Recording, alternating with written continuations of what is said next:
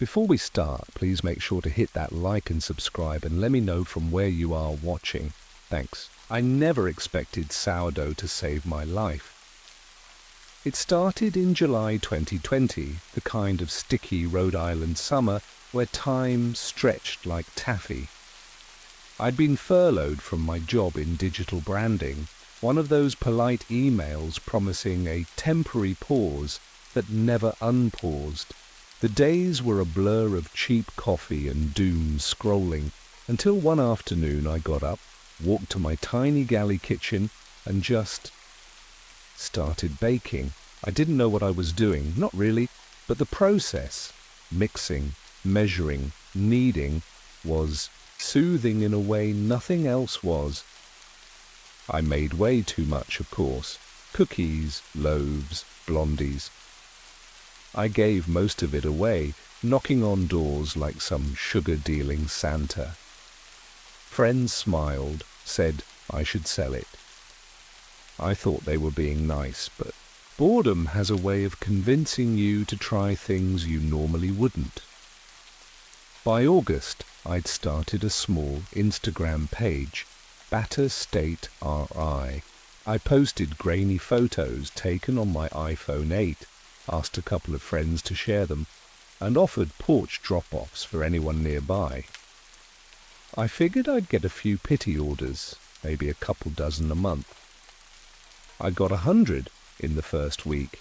It was wild. People didn't want supermarket junk or mystery factory bread. They wanted real things made by real hands. I scaled fast, streamlined the order process, and optimized what little counter space I had. My dad helped me reinforce the oven shelf after it collapsed under a 6-loaf batch. My landlord started giving me that look like, is she running a business there? But I didn't care. I was moving. Then came October, the night of the fire. I remember dreaming about rye starters when the alarm started shrieking. I rolled over, half asleep until the smell hit. Burnt plastic. I shot up, coughing, and saw black smoke curling in under the door. Everything after that was a blur, barefoot, screaming. The door flung open to a hallway choked with smoke. I ran out into the street, inhaling freezing night air like it might undo everything. Flames were climbing the siding like they had a purpose. By morning, my apartment was gone, just gone. A skeleton of wet brick and splintered furniture. My stand mixer was a puddle of warped metal. My baking sheets, dozens of them, were twisted black shrapnel. And I stood there, shivering, shoes in my hand, wondering if the universe had just handed me my limit. Then my dad showed up. He still lived in the old duplex in East Providence with the peeling shutters and the wind chime that never stopped clicking. "You'll stay here," he said. No questions. I took the guest room with the bed that still had Pokemon stickers on the headboard. I was 31, wrecked, and starting over. But within a week, I was back to baking. The orders hadn't stopped. I picked up a cheap mixer from Craigslist, found a folding table for prep space, and told people to come to the driveway instead of the stoop. Customers didn't care where the cookies were baked, as long as they tasted right. Still, I knew I couldn't stay forever. The oven was tiny. The kitchen had no ventilation, and I was burning daylight driving to drop-offs across town. I needed a space of my own, a real one, with a real kitchen, preferably in the city. I started looking.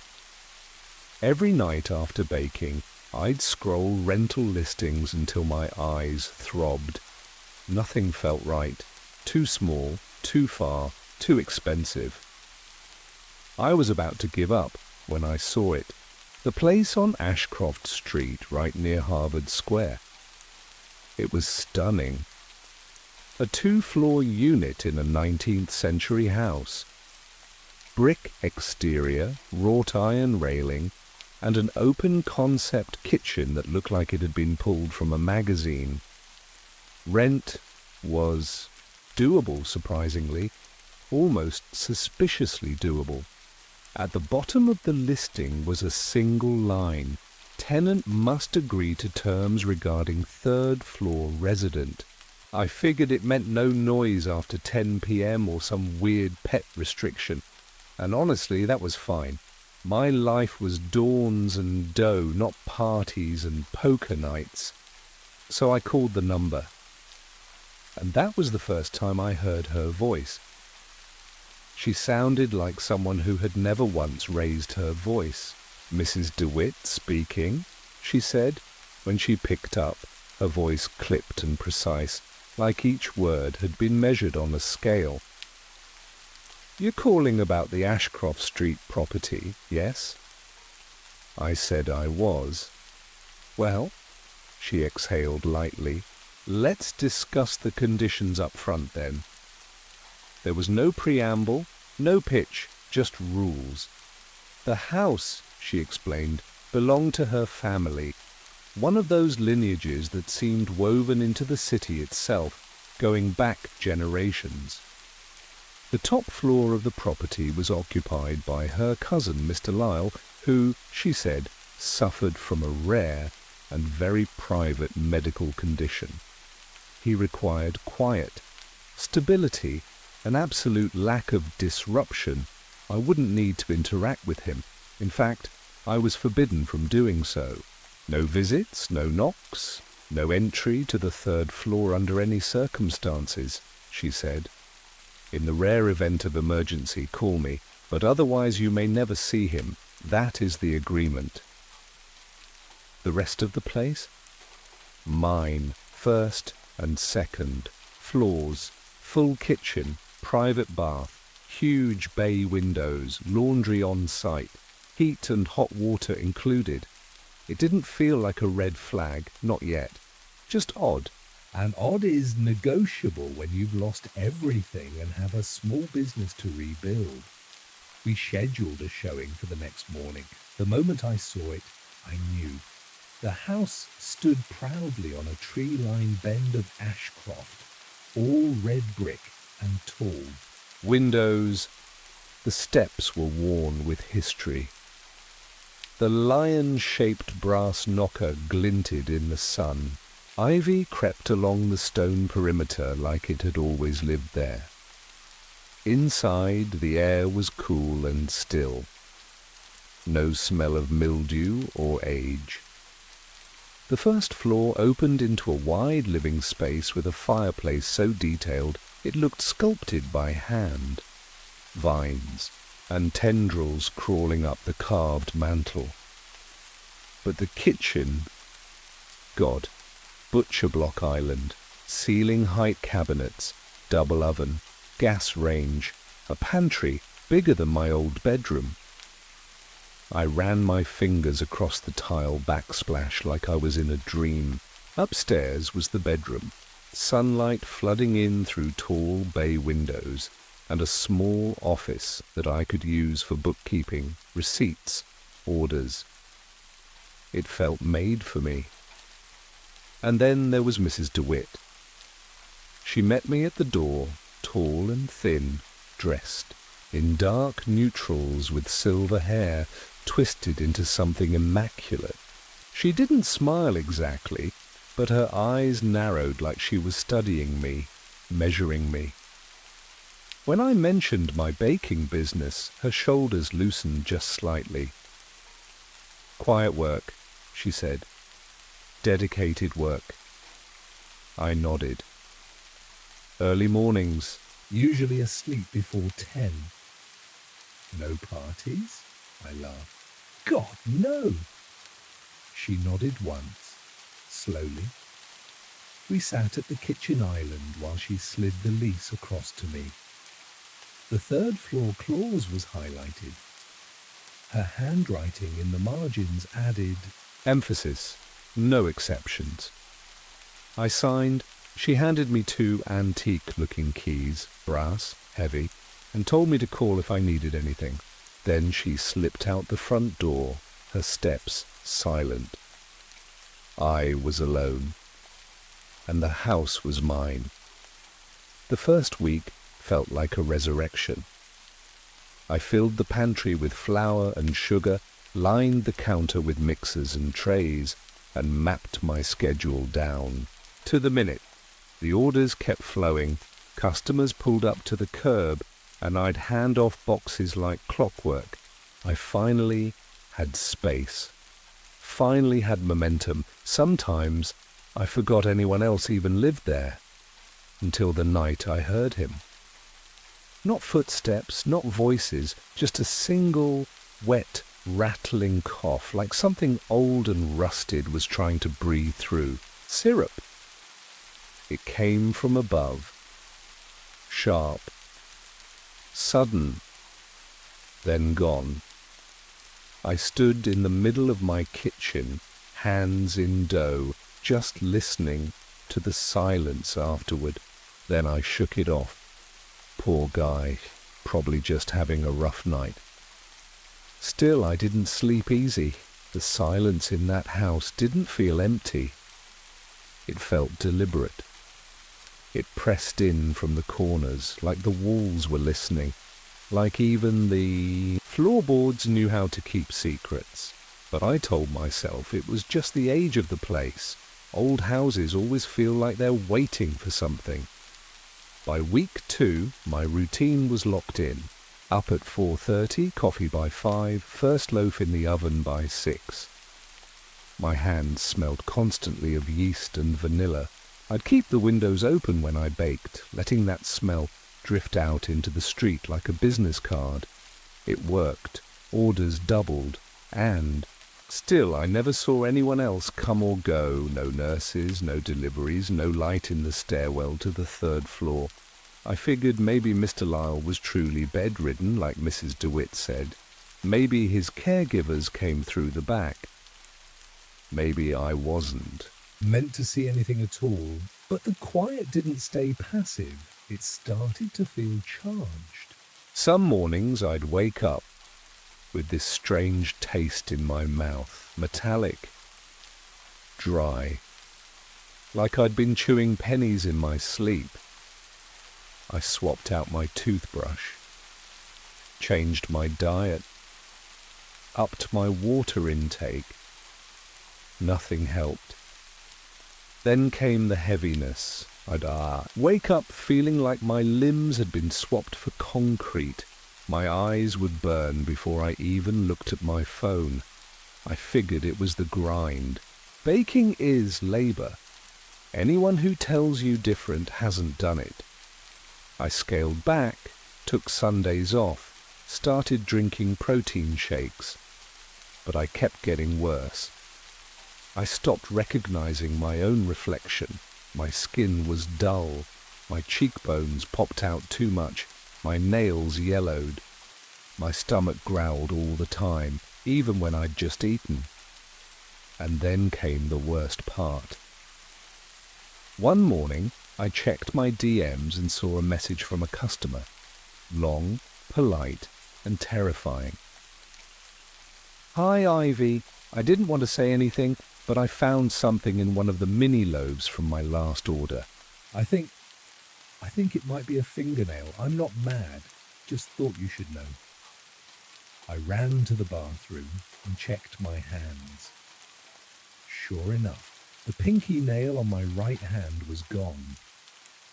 Torn off, down to the skin, but without any pain. Just this strange rawness I hadn't noticed until that moment. And that was when the fear finally caught up to me.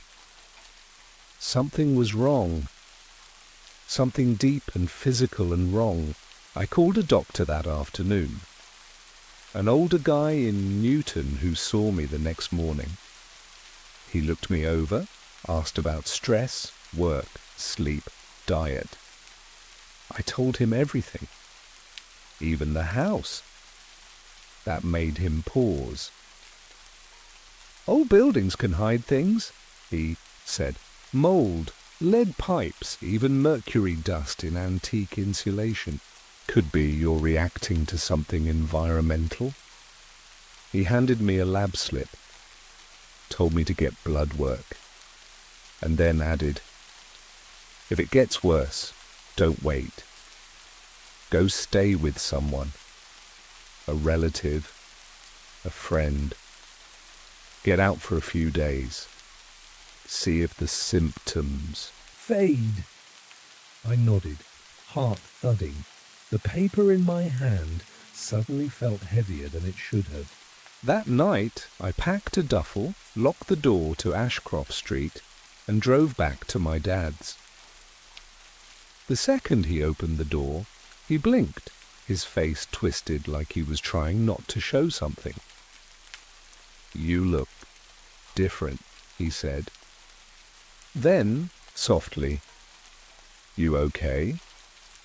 I wasn't, but I said yes. I slept in the twin bed that night, body aching. I hadn't slept well in weeks, but by morning something was different. My hands felt lighter. The headache I'd been carrying like a helmet for days was gone. My appetite came roaring back. And by the third day I woke up feeling like me again, like someone had unwrapped something that had been smothering me. That's when I knew. It wasn't me. It was the house I stayed with my dad for 5 days. By the end of it, I'd put on 3 pounds, my nails stopped peeling, and for the first time in weeks I woke up without the sense that I was sinking. But I didn't want it to be the house. I loved that house. I had never lived anywhere so beautiful, so functional. Every cabinet had a purpose. Every light fixture looked like it had a story. That kitchen felt like it had been built just for me. So I told myself I had to know for sure. One night back wouldn't kill me. I drove to Ashcroft Street at dusk. The house looked the same. Still. Quiet. Like a museum no one visited anymore. I stepped inside with a sense of ceremony, like I was stepping into a sealed room where the air hadn't moved in weeks. It was stale, faintly metallic again, like blood left in a brass bowl. I told myself maybe Mr. Lyle's nurses had been cleaning with industrial products. Maybe that was it. Maybe I just hadn't noticed it before because I'd been too busy. I forced myself to unpack, start a batch of dough, go through the motions. By 9, the nausea was back. Subtle at first, just a queasiness in the pit of my stomach. Then the fatigue. My knees actually buckled when I leaned to open the fridge. That metallic taste was back too, sharp on my tongue like I'd bitten into foil. And then, while I was lying on the couch trying to breathe through the pressure in my chest, I heard something. Singing. Soft, clear, and horrifyingly beautiful. The sound floated down from the 3rd floor, dripping through the walls like oil. It wasn't a frail old man's voice. It wasn't cracked or broken. It was young, fluid, and terrifyingly steady. Not a recording. I sat up slowly. Every nerve in my body sparked with static.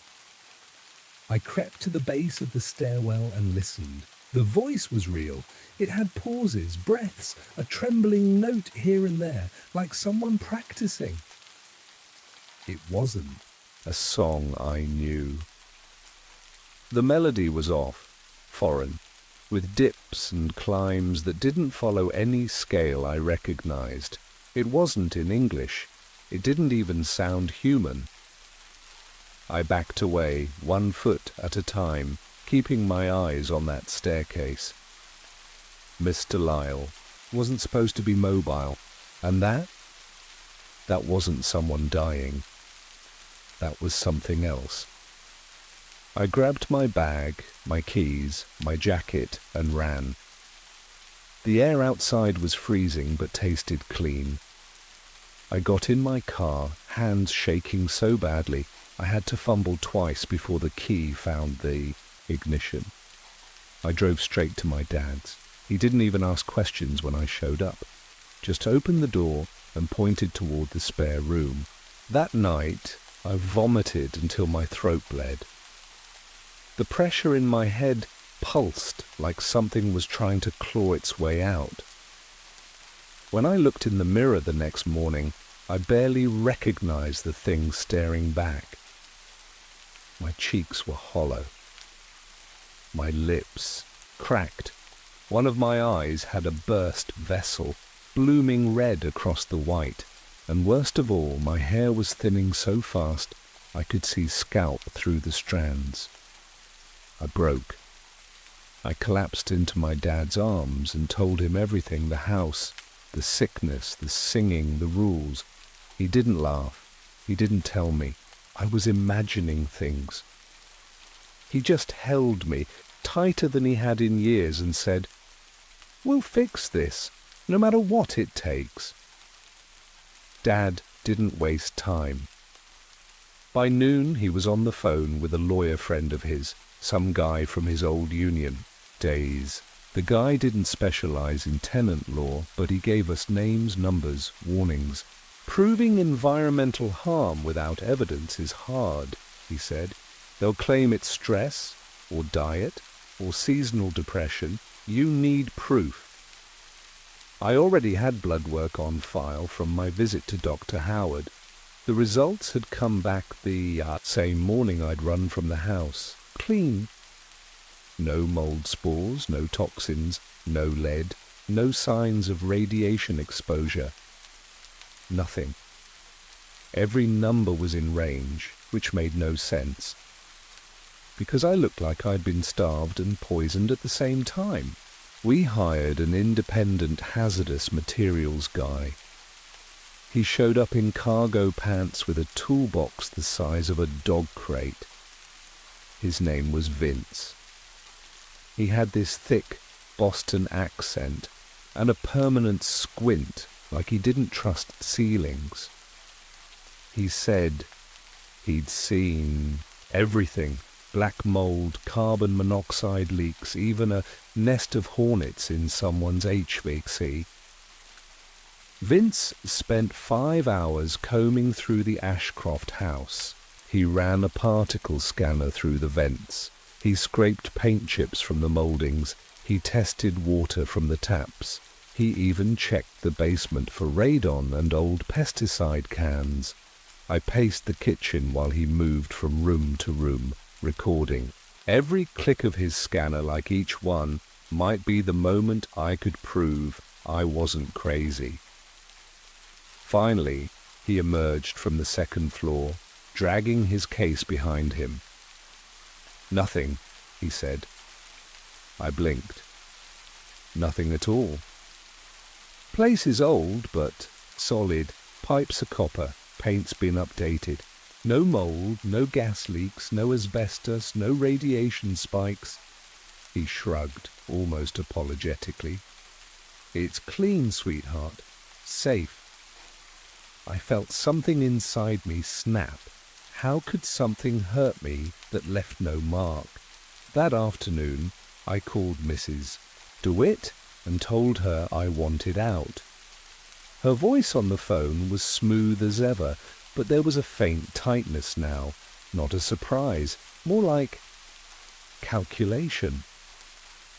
"I understand this has been distressing," she said, "but unless there is documented evidence of danger or structural breach, I cannot legally release you from the lease without penalty." "I'm sick," I said. "I have pictures, doctor's visits, witnesses. Isn't that not enough?" "I'm afraid," she said gently. "We both signed. You agreed to terms.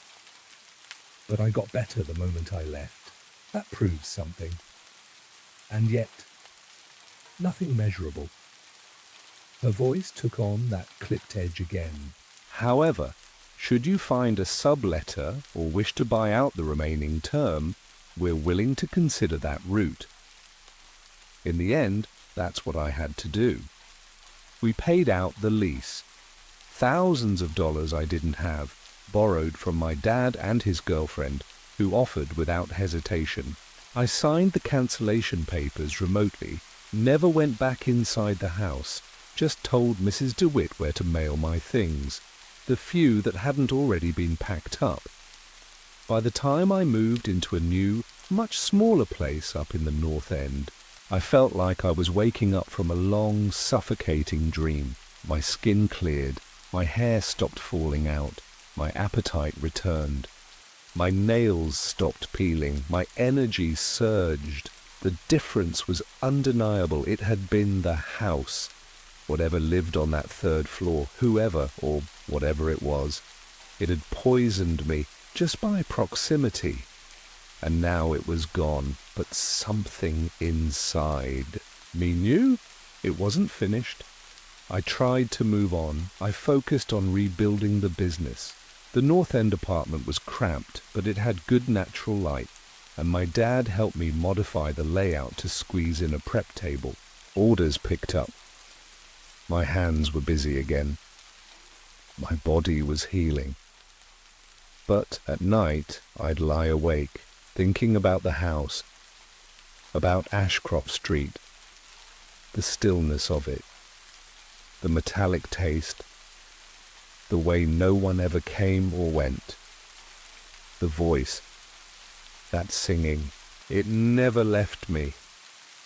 2 months later, against every warning bell in my body, I drove past the house again.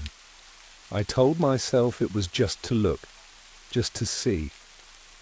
But really I needed to know it was still real, that it hadn't been some stress-induced breakdown, that the thing I'd experienced had been there, not in my head. It was January, cold. The sky was the colour of old chalk. I turned the corner and saw the house sitting there, undisturbed, elegant, proud, as if it had never hurt anyone. The windows were dark. No lights, no sound. The snow along the steps was undisturbed. I parked across the street and cut the engine. For 5 minutes, I watched. Nothing moved. The house was still a perfect photograph, untouched, frozen in place. And then the shadow, it passed behind the top floor window, fast, thin, impossible. My heart slammed into my ribs. It wasn't slow like a person crossing a room. It was jerky, unnatural, a flicker, like frames had been skipped in a film reel. There and gone in half a blink. I didn't wait for a second glimpse. I threw the car into gear and sped off, tires hissing on slush, my breath fogging the windshield faster than the defroster could keep up. I didn't sleep that night. Instead, I lay in bed, staring at the ceiling, thinking about all the things that didn't make sense. Mr. Lyle, the voice that wasn't his, the untraceable sickness, the absence of any records, and that shadow, that thing that had moved in, a way no person should move. What if Mr. Lyle didn't exist? What if Mrs. DeWitt wasn't protecting an old man? What if she was guarding something else entirely? Something that wasn't supposed to be here? Something that couldn't survive? Contact with the world without leaking, without feeding. And I had lived beneath it, slept below it. Baked bread while something alien, something wrong, inhaled me like second-hand smoke. I don't think I'll ever fully heal from that thought. Because now I know.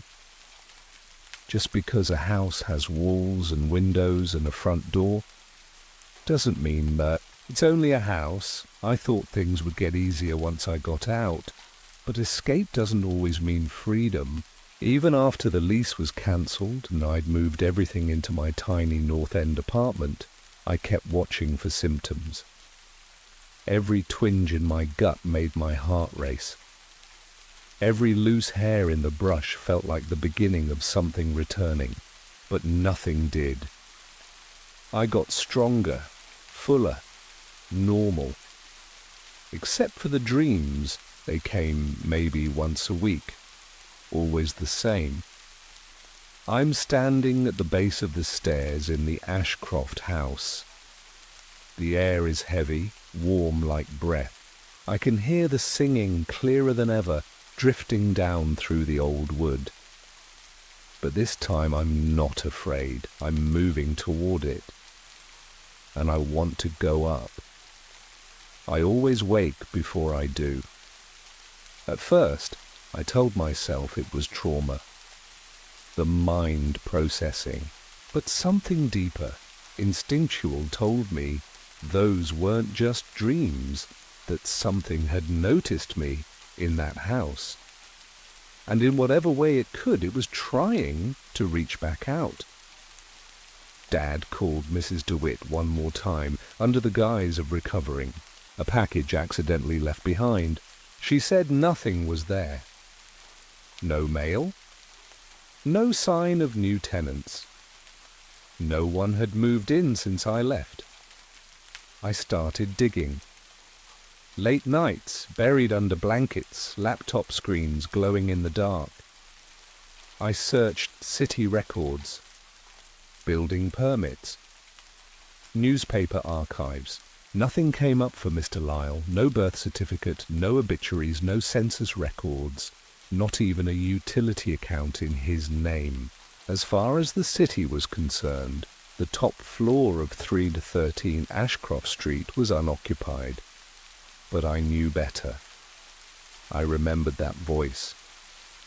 Those sounds weren't human, at least not only human. And I remembered how it felt to stand under that ceiling, like something above was listening through your blood. Vince, the hazard guy, stopped replying to my emails after I sent him a few questions about things his tools couldn't detect. Radiation, sure. Mold, yeah. But what about frequency? Subsonic. Vibration. EM fluctuations? He ghosted me, and I don't blame him. I sounded like someone who was unraveling, but I wasn't. I was watching. And when you start to really look, you begin to wonder how many old buildings like that exist. Places where the air makes you sick, where the rules are tight and the top floors are silent. How many Mrs. DeWitts are out there? How many tenants above? And how many people get out before they realize what they've been living under? I was lucky. I paid in hair, blood, money, and time. But I got out. Others might not. And that haunts me worse than anything else. I try not to think about the house anymore. But the thing is, when something gets inside you, not just your body, but your sense of safety, it doesn't leave just because you do. I've moved on mostly. The business is stable again. I keep it small now. Just me, the orders I want, the space I have. I live alone in an apartment with thin walls and scuffed floors and no history. And that's how I like it. Places with no stories can't trap you inside them. But there are nights when the air feels wrong. Nights when I lie awake and I swear I hear something just outside the range of sound, a pitch not meant for ears. That's when I remember the shadow behind the third-floor window, the flicker, the speed, the impossible stillness after. I remember thinking if I hadn't looked up at the exact second I did, I never would have seen it. And that's the part that keeps me up the most, because it means it was watching me. Deliberately, closely, And maybe it still is. I haven't gone back. I won't.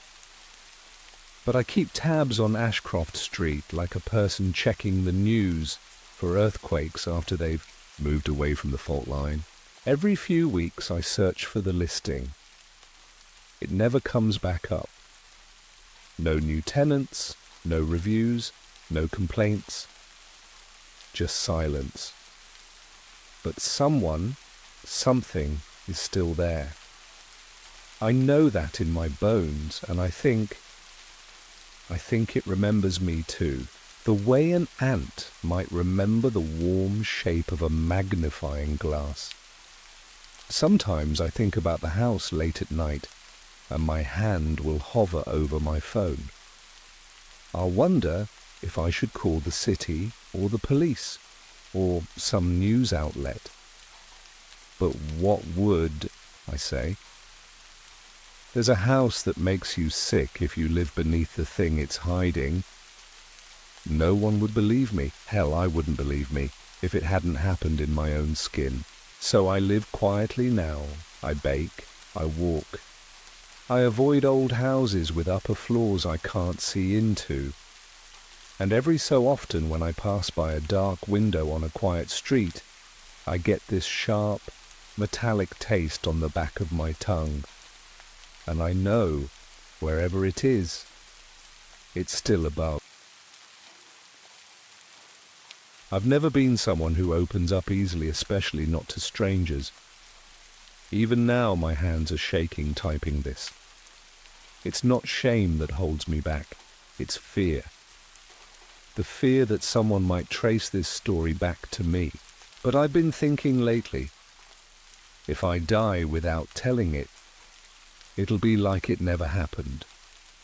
And that might be worse. It all started about 10 years ago.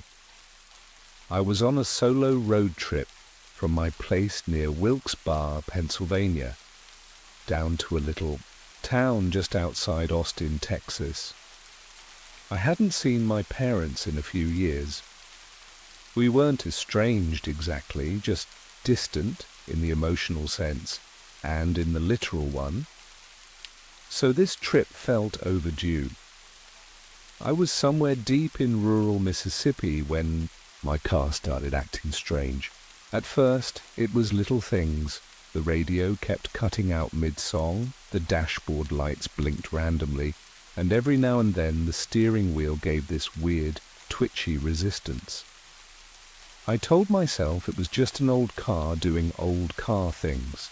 But about an hour after sunset, the engine started sputtering and the whole dashboard went black. I coasted to the side of the road and parked. It was the kind of empty that presses in on you. No gas stations, no houses, just blacktop stretching in both directions, swallowed by thick trees and flat, empty fields. I got out and popped the hood, not because I had any idea what I was doing, but because I couldn't stand just sitting there like a target. I jiggled a few cables and stared at the engine like it owed me answers. Just when I was about to give up, I heard gravel crunching behind me. A white pickup truck rolled up slowly and stopped 10 feet behind my car. The door opened and a rugged man stepped out. Mid-30s, worn down, same build and hair color as me. He didn't ask if I needed help. He just leaned over my engine, mentioned something about oscillation interference, and said he needed to call a friend with the right equipment, claimed his phone was dead, and asked to borrow mine. I handed it over before I thought better of it. The second it left my hand, he pulled a small black device from his jacket. It wasn't a gun, it was worse. It emitted a low-pitched whine that drilled into my skull. My body locked up. My vision swam. Then everything went dark. I woke up, slumped, over the wheel. The truck was gone. So was my phone, my backpack, and my wallet. I was dizzy, sick, and sore all over. Eventually, a passing family helped me restart the car and gave me directions. I made it to my parents' house just after 2 a.m., shaken but grateful. I didn't tell them the truth. Over the next few weeks, I replaced everything I'd lost. But then the symptoms started: splitting headaches, strange dreams, and faint geometric patterns under the skin of my arm. They didn't look like bruises, they looked like language. I tried to ignore it. Then electronics around me started to act up. Streetlights flickered, calls dropped, screens glitched. Mail started arriving addressed to me from places I'd never contacted: medical labs, biotech, firms, insurance companies. One package contained a scanning device that lit up with my name when I touched it. That's when I realized this wasn't just a robbery. He took something from me, my biology, my data. I dove into research, forums, case files and Reddit posts. I found others. People who had the same encounter. Same truck. Same man. Same dreams. Most of their stories ended suddenly or were deleted. I shifted focus to Craigslist, looking for cities where fraudulent purchases had been made in my name. That's where I found the post from Jackson, Tennessee. Power tools. Medical calibrators that matched my stolen records. I messaged the seller, played dumb, got him to agree to meet. He said he drove a red pickup now. I called the Jackson PD and gave them everything. At the meetup, the man panicked at the sight of patrol cars and fled. He crashed into a ditch and was taken into custody. According to the detective, he wasn't bleeding or injured, just screaming in strange, wordless tones. When questioned, he claimed the items weren't his and said a friend had given them to him. He offered a name no one could spell or pronounce. He cried. Authorities later found 2 others like him, operating under false identities across the South. Their DNA wasn't fully human. Implants were discovered under their skin, grown, not inserted. They weren't just thieves. They were collectors. I don't know what's inside me, but I know it's still changing. The symbols pulse under my skin. My dreams show alien skies. And I keep waking up in ways that don't feel entirely human. I'm sharing this now because I don't know how much longer I'll still be me. Whatever they are, they didn't come from the sky. They came from the roads, and they're still out there. If I hadn't gone, none of it would have happened. I think about that a lot. It was supposed to be a send-off. Senior year, last chance to act stupid with the guys before real life sank its claws in. I went to a small UC tucked inland. Nothing like the bigger coastal ones. They got all the hype. Berkeley with its protests and prestige. Santa Barbara with its beaches and blackout weekends. I usually steered clear of the whole scene. Too loud, too messy, too much. But this year, I don't know, something told me to say yes. The 5 of us jammed into Liam's old Subaru, him driving, me in the back seat practically folded in half between Noah and Marcus, while Ty somehow slept through every pothole. We were heading for Solstice Weekend, the unofficial all-campus party fest near Vandenberg. Technically not legal, not school-sponsored, and not exactly safe, but if you knew someone who lived near the coast, you were golden. Liam's sister, Emma, had a place just off campus, about 10 minutes from the base perimeter. She said we could crash on her living room floor. That might sound rough, but compared to people sleeping on sidewalks or passed out in bushes, it was paradise. We brought blankets, phone chargers, and way too much liquor. By the time we hit the Santa Ynez grade, the sun was leaking gold all over the hills, and the car reeked of beef jerky and weed. We were tired, but buzzing. The coast always did that to us. Felt like we were driving toward a different world. one with endless parties, mysterious lights in the sky, and that ever-present hum from the airbase like something alive underground. Parking was a nightmare, as expected. Every side street near the beach was clogged. We circled for nearly an hour. I was about to suggest we give up and park illegally, when Liam flashed his smile at a girl in a sorority sweatshirt standing beside her car. Whatever he said worked. Next thing I knew, she was waving us into her reserved spot, like we were old friends. Emma's place was nicer than I expected, tiny but clean. Her roommates were cool, chill art students who didn't ask too many questions. We cracked open the drinks early. Music thumped from the neighboring units. The whole neighborhood pulsed like it was gearing up for something massive. That night was supposed to be tame, just a warm-up before the main chaos. We laughed, made plans, and took turns playing DJ from our phones. No one said it yet, but I think we all felt it.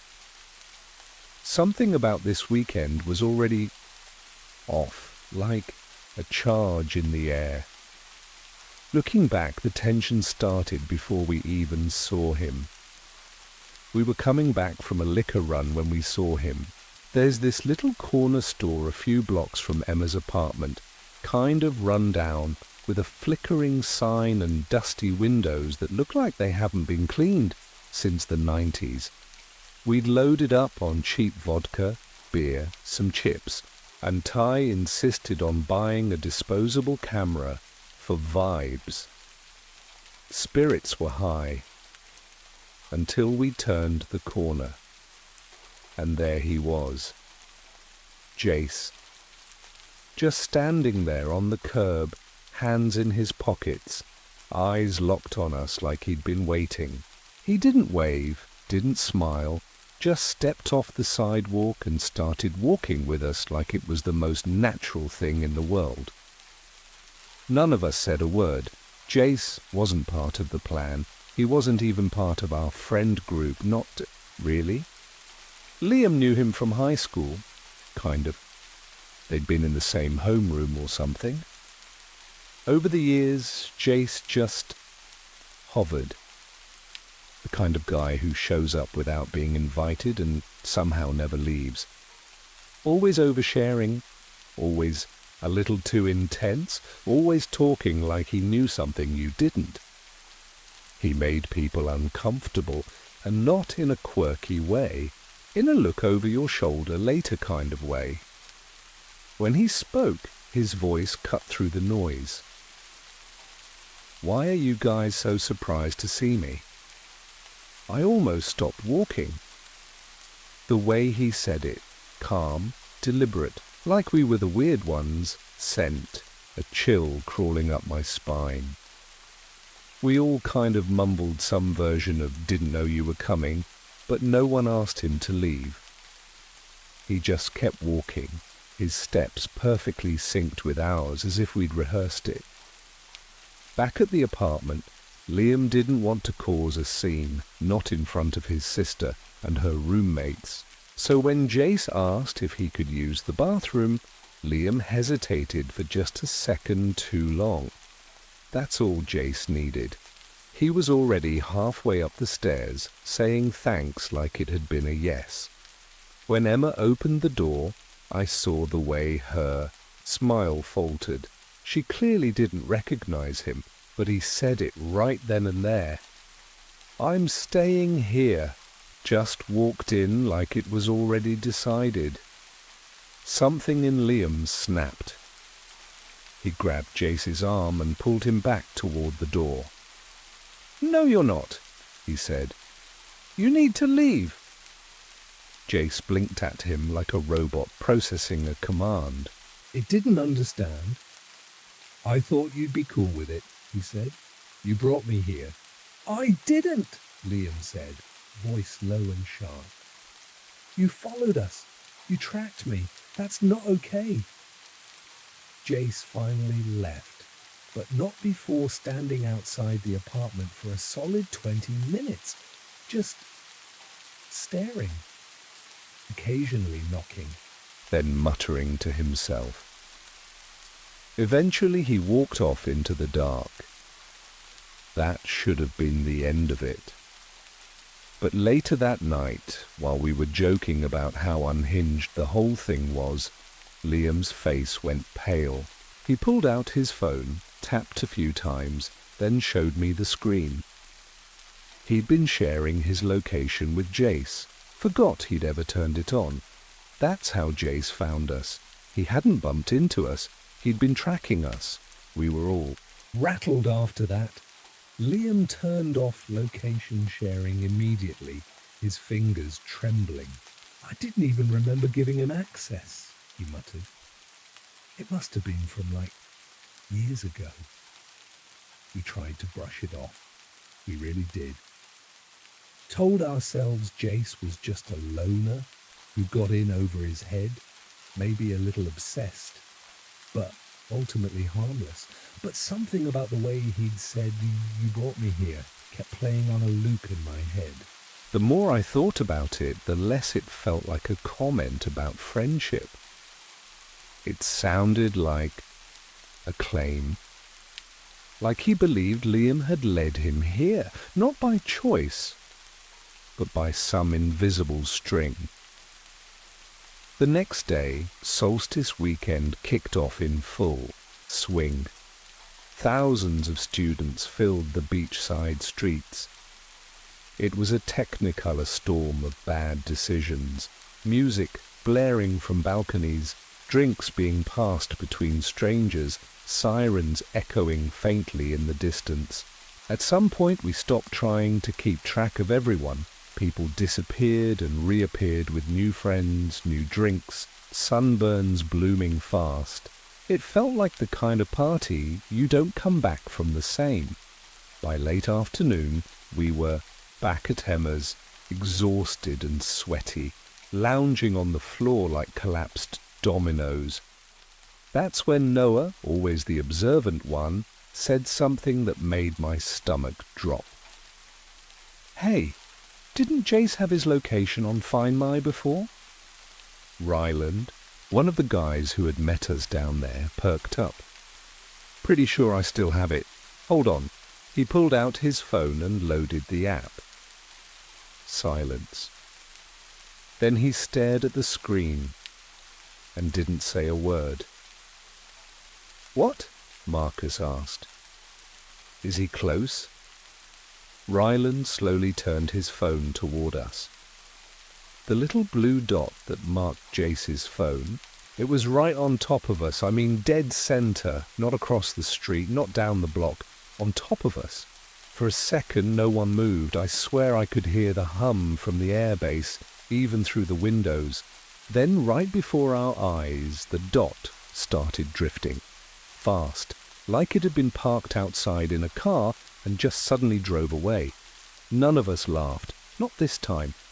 The room sat heavy for a long moment before Ty said what we were all thinking. Dude, he was watching us. Ryland kept refreshing the app, but the dot kept moving, heading toward the outskirts of town. Then it vanished. We argued about whether to call someone, but what would we say? A guy we don't like is stalking us using GPS. We still thought, hoped, maybe, that was the end of it. We were wrong. Because later, while we were passing around a bottle of cheap tequila, Emma casually mentioned something that froze me to my core. She said Jace hadn't looked confused when he came to the door. He'd looked like he expected to be there, like he was home. We should have left then.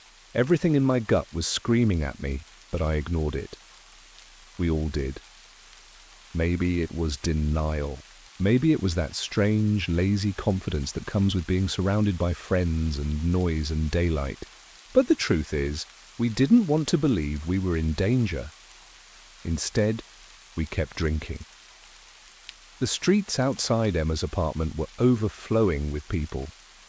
Music pulsed through the walls like a heartbeat, and distant cheers rose and fell. Like waves, if you looked outside, the world still made sense. Crowds dancing, red cups in every hand, 1,000 drunk kids pretending nothing bad ever happens during weekends like these. But every time I looked at Liam, I saw the way he kept checking the window, and Ryland's phone, and the door lock. We tried to play it off. "He's just obsessed," Marcus said. "He's not going to do anything. He's just weird." But then Ty asked the question none of us had thought to say out loud. "How did he get here?" We all turned toward him. "I mean, the guy doesn't drive," Ty said. "He told me last semester he doesn't even have a license." Liam's voice came low. "I didn't give him a ride." "So, he tracked your phone location," I said slowly, "hitchhiked 2.5 hours, and just happened to find the exact building you were in?" It was Ryland who said what we were all thinking. What if he wasn't just following Liam? The room went quiet again, not drunk quiet, alert quiet. I pulled out my phone, opened Find My, checked to see if anyone else had been sharing their location with Jace. Nothing. He was gone from all our lists, vanished. "I think he turned off his phone," Ryland said, "or blocked us.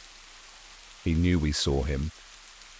That should have been the final red flag, but it wasn't. Instead, someone made a joke, something about Jace being a crackpot who probably thought the Air Force was beaming messages into his brain, and that's when Liam, half drunk, half serious, said he did talk about that once. Everyone turned toward him. "No, seriously," Liam said, sitting up. "Like sophomore year, he went on this rant at a party about energy pulses from the base. Said there was a grid or signal or something under the ocean that only certain people could feel. Called himself a receptor or a conduit or some crap like that. None of us laughed." I remember Noah shaking his head slowly and muttering, "So this is the part where we die, right?"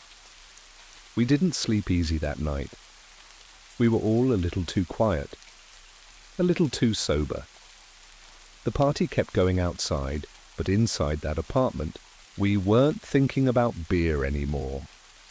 We were thinking about who had been watching us, and whether they were coming back. It was the kind of noise that jolts you awake before your brain can name it. I sat up in the dark, heart pounding, unsure if I'd been dreaming or if something had actually happened.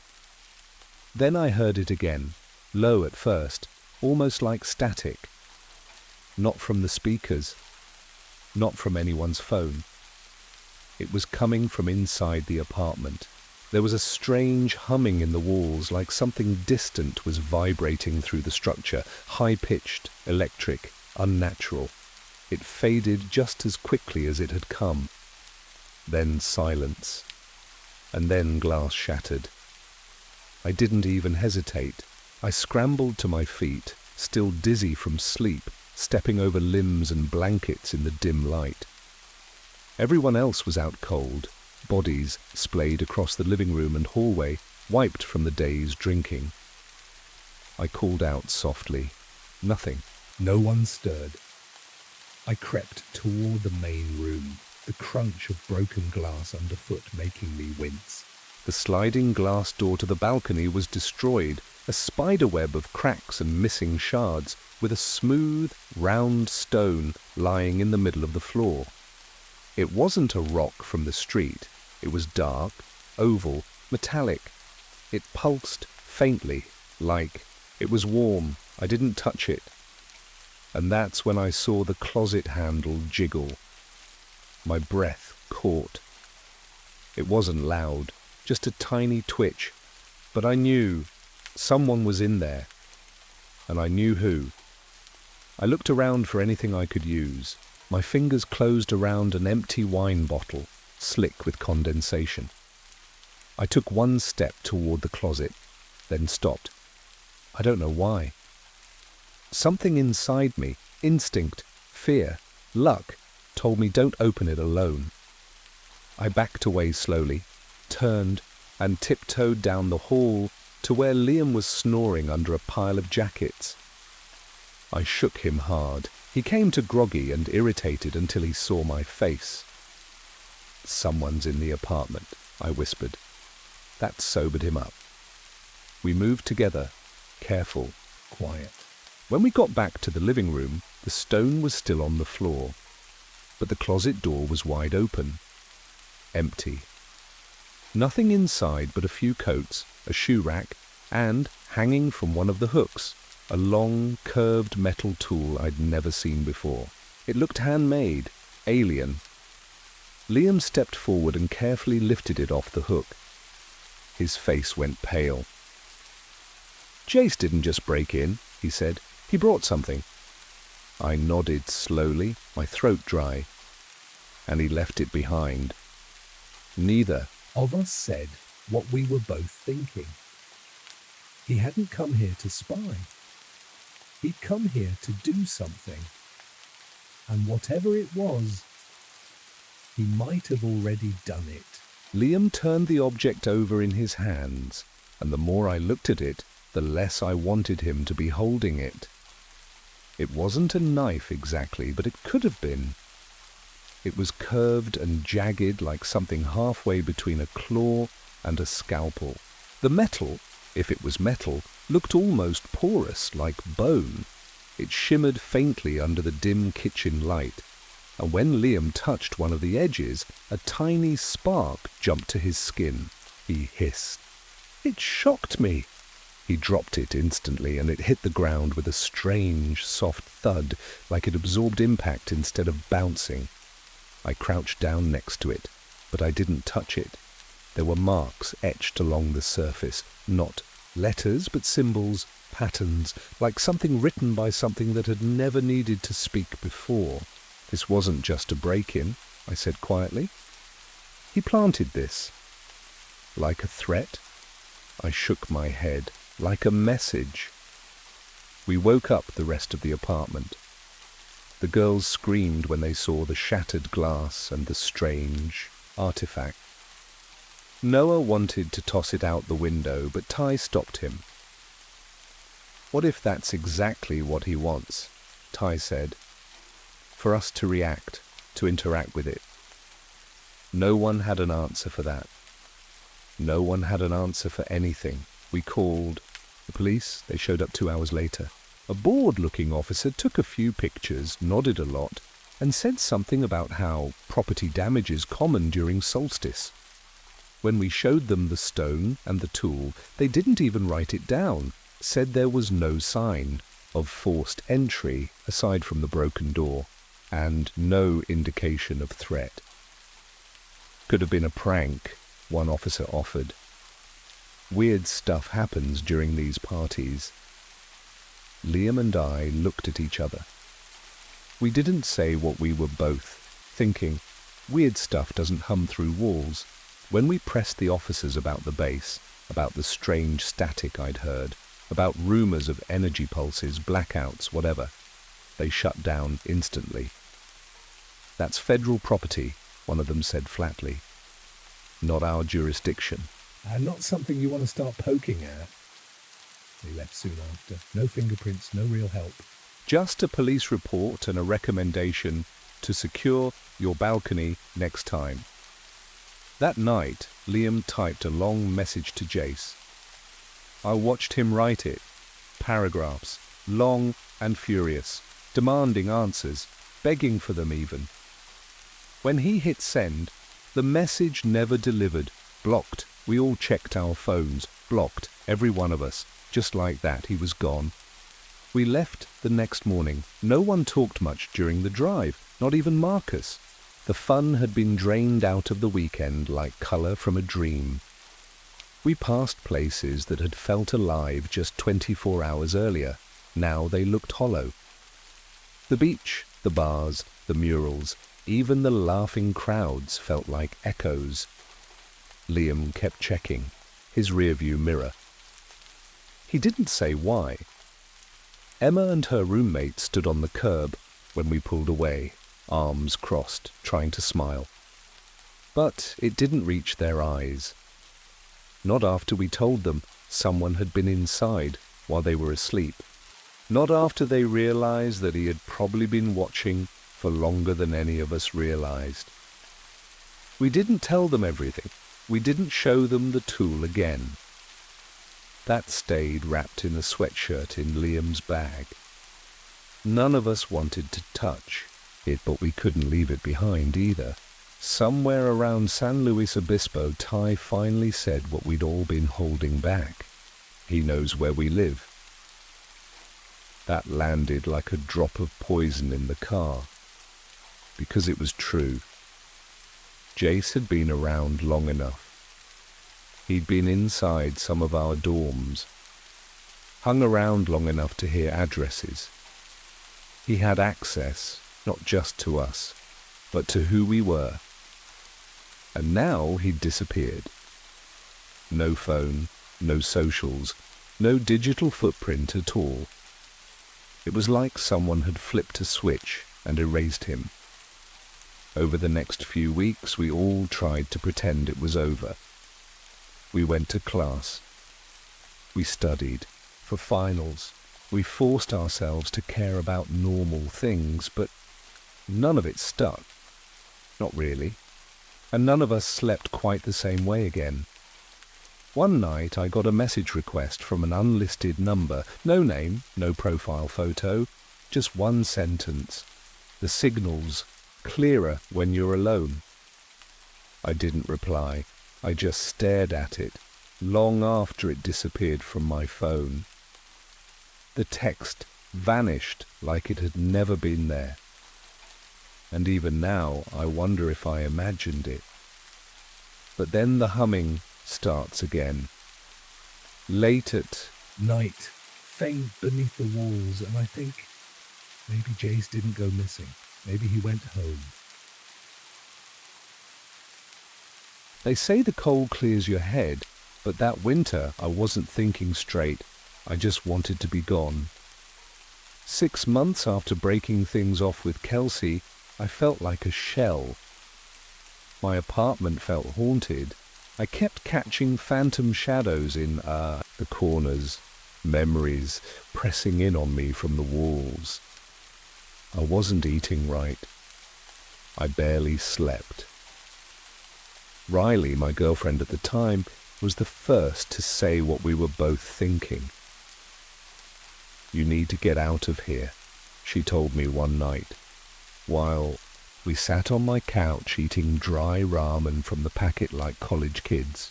Somewhere quiet, somewhere you won't be looking over your shoulder every 5 minutes.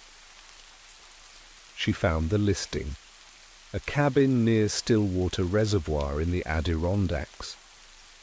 A real middle-of-nowhere type of place, tucked between thick trees and pressed right up to the lake.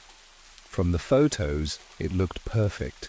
Sleek wooden interior, stone fireplace, 2 floors, and panoramic windows in the upstairs bedroom that faced the lake. The shoreline was dotted with a few other cabins, but the listing said they were mostly seasonal, which meant vacant. I booked it without hesitation. We packed up the car and left before sunrise. The snow started halfway through the drive. By the time we reached the final turn-off, a narrow path that snaked between rows of pine trees, the road was dusted in white. Our tires crunched through it slowly, the forest closing in tight on both sides like it didn't want to let us out again. When we finally saw the cabin, it looked like it had grown there. No lights, no noise. Just smoke curling lazily from the chimney and a white blanket of snow hugging the roof. I remember thinking it looked almost too still, like a picture frozen in time. And there, sitting on the front steps, was the package. A small, neatly wrapped brown box the size of a paperback. No tape, no postage, just a folded note tucked under twine. Enjoy your stay. Keep the fire lit. There was no name, no Airbnb branding, just a delicate script that didn't match the host's blocky, emailed instructions. Riley opened the box and pulled out what looked like an antique matchbox, the cardboard worn and soft, the print faded but intricate. Tiny symbols lined the edge like a mix of runes and compass markings. We both laughed. She made a joke about how upstate people were always a little off, and how this was probably some weird local custom. I laughed with her, but something about the box made my skin prickle. There weren't any boot prints leading up to the steps, just an unbroken coat of snow. And no car tracks. Whoever left it, either they flew or they came before the last snowfall. We settled in quickly. Riley claimed the upstairs bedroom the moment we stepped through the door, shouting that it had the best windows she'd ever seen in her life. She wasn't wrong. The whole far wall was glass, overlooking the lake. The bed sat facing it, perfectly aligned, so you could lie there and pretend nothing else existed. Above it all was a rectangular skylight that framed the sky like a painting. The place had that over-designed, curated, rustic feel. Stone fireplace, reclaimed wood furniture, and shelves of books that nobody had ever read. Still it was warm, quiet. A pocket universe that didn't ask anything from us. We unpacked, made tea, and let the silence settle. Outside, snow kept falling in that soft, endless way that makes the world feel padded, like sound couldn't quite reach you. That night, we lit a fire. The kindling was a little damp, but Riley pulled out the strange matchbox with a grin. Might as well use the welcome gift, right? I didn't say anything. She struck one of the matches, a hiss and flare, and the flame caught instantly. The match smelled off. Not sulphur, something sweeter, almost metallic. I tried not to overthink it. Later we curled up in bed under thick quilts. Riley fell asleep quickly. I lay there watching snowflakes tap against the glass above us, my mind stuck on that note, "Keep the fire lit." It had felt like a quirky little message at first. But now, lying in that vast quiet, it read more like a warning. Sometime after midnight, I heard the first noise. It wasn't loud, more like a vibration, a low hum that tickled the edge of perception. At first I thought it was the heater or the wind, but it didn't fit. It wasn't natural. I sat up. The hum faded, replaced by an even quieter noise, like something brushing snow aside in slow, deliberate motion. I crept out of bed and padded to the window. And then I saw it.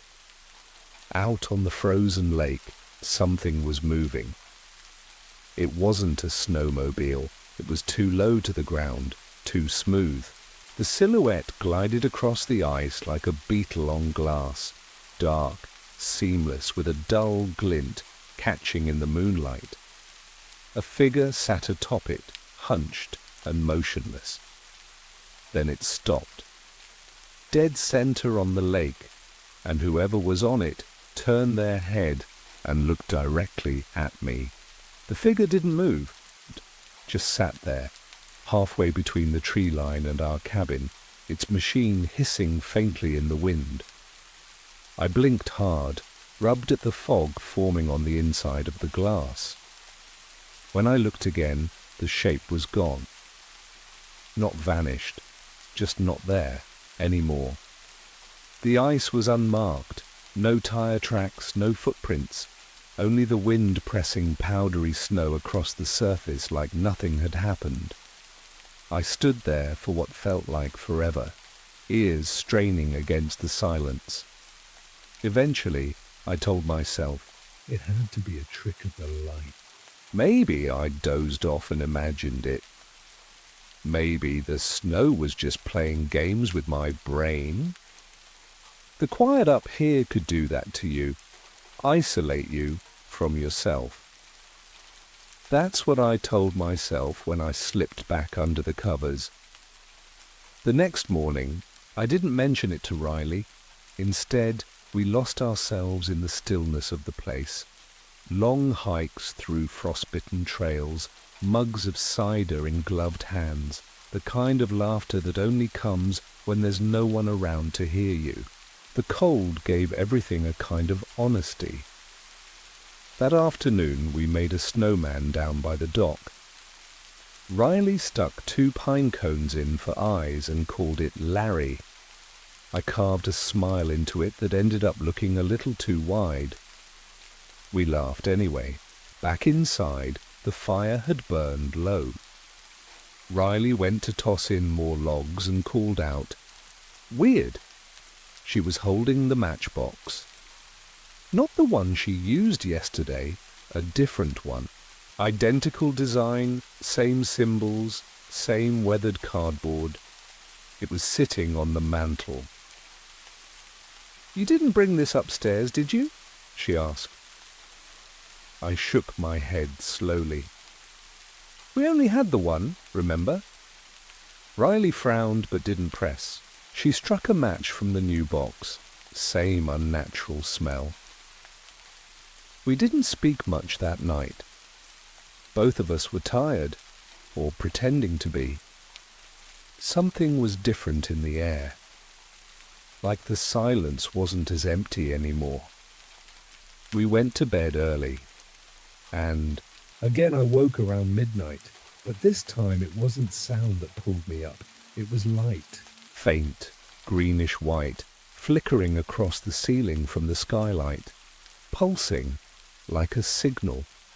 The light pulsed in slow intervals, not bright enough to wake Riley, but rhythmic enough to feel deliberate, almost like it was calling something. I slid out of bed, careful not to shift the blankets too much, and stepped barefoot across the wood floor. The cold bit instantly. When I reached the window, I crouched and stared out across the lake. There it was again. That shape, hovering, low just above the frozen surface, maybe 50 yards out. This time I could make out more, a sleek, dark oval, like the body of a manta ray without wings. No engine, no treads, just an unnatural, seamless glide. A figure stood beside it now, not seated, standing, facing the cabin. They weren't waving. They weren't moving at all. Then, like someone flipped a switch, the figure lifted an arm and pointed, not to the cabin, not at me, to the sky. I followed their gesture, heart hammering. The light through the skylight had stopped, but just beyond the trees I saw a faint shimmer, as if the stars themselves were glitching, stuttering behind some invisible curtain. My hand brushed the matchbox on the windowsill. I didn't even remember putting it there. I grabbed a coat, yanked on my boots, and slipped out the front door without waking Riley. The cold was immediate, sharp and alive, like something was crawling over my skin. I stepped onto the porch and paused. The figure on the lake had moved closer. No, not just moved. She was walking now, slowly, deliberately, away from the hovering shape and toward our cabin. Her boots crunched over the snow-dusted ice without. Hesitation without fear. As she drew closer, I could finally make out details. It was a woman, mid-30s maybe, wearing a heavy fur-lined parka. Her hair was tied back in a thick braid, dark against the frost building up on her collar. But her face was too pale, too smooth, like it had forgotten how to be human. When she got within 20 feet, she stopped. "Thank God someone's here," she said, her voice carrying eerily clear across the frozen lake. "Please, I lost my son." That jolted me forward. I stepped off the porch and moved toward her without thinking. "He ran off," she said. "Saw something fall from the sky. Thought it was a drone or... I don't know. I've been looking everywhere. Please." She started to cry then, or at least tried to. There were no tears, just the sound, hollow, practiced. "We should call someone," I said, fishing for my phone in my coat. "I've got a signal inside. Come with me, we'll..." "Do you still have those matches?" she asked suddenly, cutting me off. I froze. "What?" She smiled, too widely. "The matches from the box." Her head tilted slightly like a curious bird. "You kept them, right?" My mouth went dry. I stepped back instinctively. That's when she reached inside her coat. Not for a weapon, not immediately, for something small, round. It looked like a stone at first, black and polished. Then it twitched in her hand and my body went cold in a way I didn't understand. She held it out toward me. "I just need to see your eyes," she said gently. I turned and ran. The wind tore at my face. As I sprinted back toward the cabin, boots slipping on the ice, every instinct in my body screaming to get away, I didn't look back. I couldn't. Some part of me knew if I saw her again, saw it again, I wouldn't move. When I reached the porch, I flung open the door and slammed it behind me. Riley was halfway down the stairs, wide-eyed, phone in her hand. I heard shouting. "What the hell's going on?" "Don't open the door," I panted. "Don't look outside." I scrambled to lock everything. The front door, the side windows, the back latch that barely held. Then I collapsed against the wall, chest heaving, trying to explain. "She was out there," I said. "That woman, she's not right, Riley. She asked about the matches. She knew." Riley stared at me, then slowly held up her phone. "No signal," she said. "I just had bars an hour ago, now nothing." I pulled out my own phone, heart thudding. Same thing. Dead. The matchbox sat on the fireplace mantel. It hadn't been there when I left. Riley noticed it too. "Did you..." "No." Neither of us moved. Then a low whomp sounded from above. Not inside the house, but on the roof. Like something heavy had landed there. We stared at the ceiling. The skylight began to glow. A soft green-white pulse. Same as before, but this time it wasn't alone. Shadows moved across the glass, not one but three, long-limbed and silent, skimming past as if circling the house. "I think they're looking for the fire," I whispered. "That's why the matches." Riley turned slowly toward me. "Daniel, what the hell did we light?" We didn't sleep.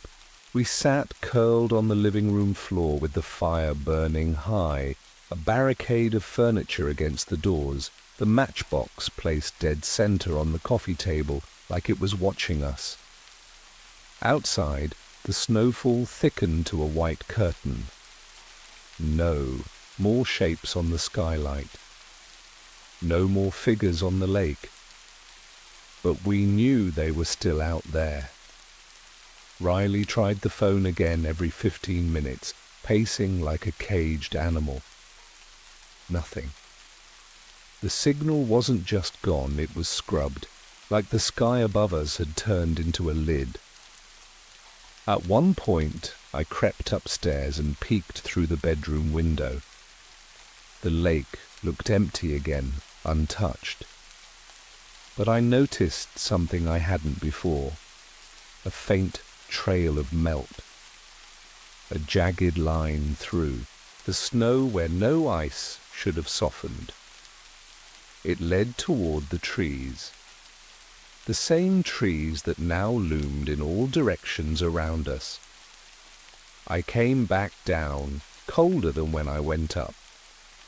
Riley asked if I saw anything, and I just shook my head, but I knew something was watching, not in the paranoid sense, not the way you feel walking through a dark alley. No, this was clinical, observed, catalogued. And then the fire flickered. Not from a breeze or a shift in the logs, it pulsed, once, in time with a soft vibration that rolled through the floorboards, almost like a purr, or a frequency. Riley and I looked at each other, and in that moment we both felt it. This was never about the matches, or even us. We were the ones being lit, the bait. The cops didn't believe a word of it. When they arrived the next morning, long after sunrise, long after the pulsing light had stopped and the fire had burned itself low, we tried to explain. About the woman, the hovering thing on the lake, the matchboxes that kept appearing. They gave each other the kind of look people give when they've already made up their minds. They found no tracks, no scorch marks, no machine prints on the ice, nothing but untouched snow. The officers were polite but dismissive. They said maybe someone local was playing a prank. Said it wasn't uncommon for tourists to get spooked in the woods, especially at night. One of them mentioned the psychological effects of isolation. I showed them the matchbox, the one with the strange symbols, but by then the symbols had faded. The box looked normal, old, sure, but empty. One officer pocketed it for evidence and left without a word. They didn't find our phones, or the footprints I left when I ran, or anything resembling a woman's path across the ice. But they did find something else. On the far side of the lake, tucked behind a half-buried thicket, they found an old fire tower, decades abandoned. At the base of it, patches of snow had melted in odd circular formations, as if something had hovered there. And the trees closest to it? Their bark was peeled back, all in the same direction. Like something had watched from that spot for a very long time. The cabin owner refunded everything, swore he hadn't left any package. Claimed he hadn't rented the place in weeks before us. Riley and I left that day. She doesn't talk about it anymore. We barely lasted another month after we got home. Some things once shared start to rot between people. I've kept one of the matchboxes. Not the original. A new one. It showed up in my mailbox 3 weeks later. No return address. Just a note written in that same delicate hand. You kept the fire going. Now we see you.